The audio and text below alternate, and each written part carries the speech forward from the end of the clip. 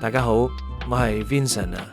今日好開心可以同大家分享呢份名為《尋找失去嘅節奏》嘅深度執行手冊。呢個方案專門針對中年族群，探討點樣由存在焦慮連結到永恆盼望。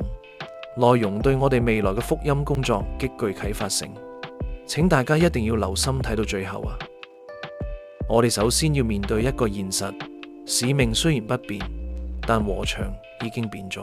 中年族群因為成熟且謹慎，往往對傳統推銷式報道有心理防禦，所以我哋嘅解方係要主動進入佢哋嘅存在焦慮地境，建立一個高價值低摩擦嘅社群緩衝帶，幫佢哋應對事業瓶頸同空巢期嘅恐懼。要打破防禦，我哋需要三大生命支撐點。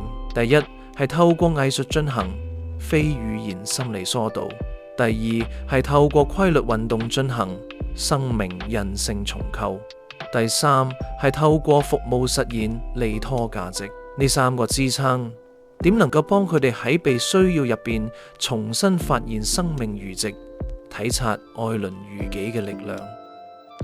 呢張圖展示咗我哋嘅關係漏斗系統。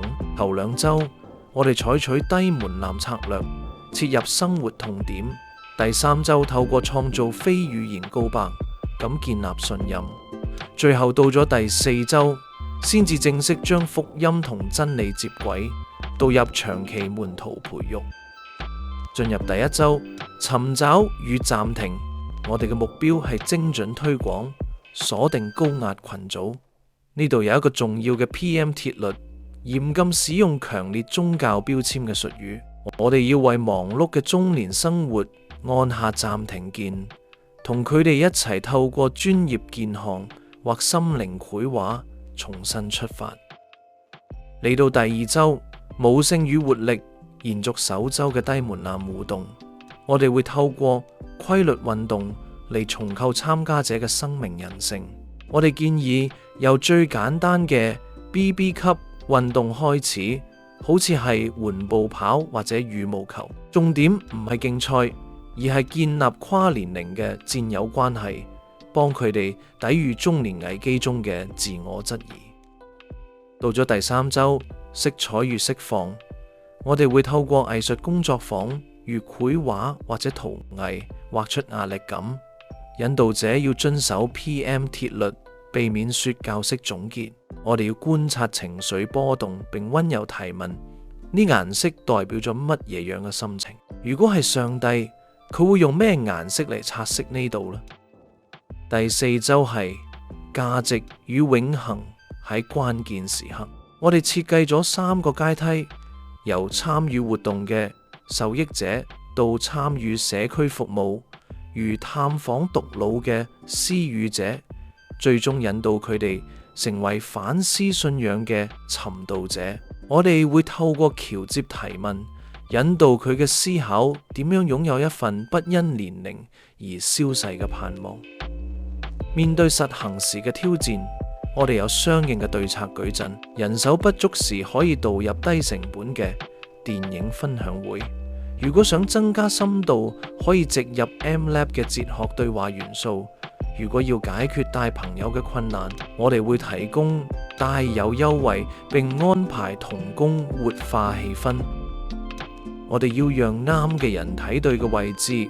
團隊需要負責進度控管嘅專案領袖 The Architect， 負責現場反思環節嘅引導員 The Facilitator， 以及負責1對1咖啡對話同長期跟進嘅關係追蹤者 The Caretakers。 計劃必須保持彈性，我哋設有 Plan B 機制。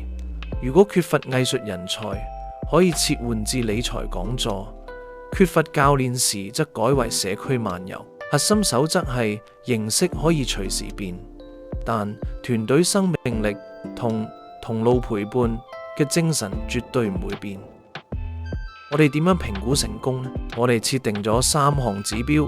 第一係30%嘅轉化率，第二係質化指標，係參加者對信仰開放度嘅頻率，第三係持續性運作，確保模式可以喺下一季複製。守住初心，我哋有2條風險防控底線。第一係對應時間貧困，活動要嚴格遵守2到3小時時限。第二係針對宗教排斥，前3週嚴禁強行要求參加者禱告或讀經，堅持先提供功能價值後開啟生命對話。